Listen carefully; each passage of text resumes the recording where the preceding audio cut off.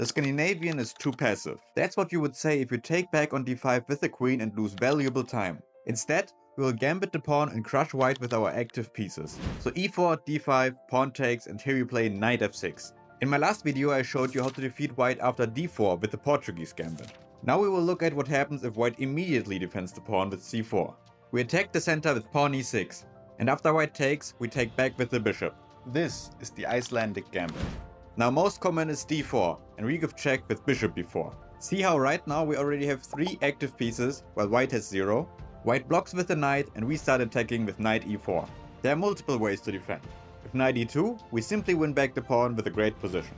If queen d3, we go bishop f5 and it looks very scary for white. For example, after queen here, we just castle and put the rook onto the open line against both king and queen. White won't be able to defend against all the threats, and the position is completely winning for us. So white most often chooses bishop d2. But also here we win our pawn back. In this position, more than 14,000 people played knight f3 and blundered mate in 1. But even without that, we are doing great here. Let's say the knight takes, we take with check, and the bishop blocks. We follow up with knight c6, knight f3, long castles and short castles. Here we can win immediately by taking on d2 and afterwards using the pin with queen f4. The knight can't move and also can't be defended. GG.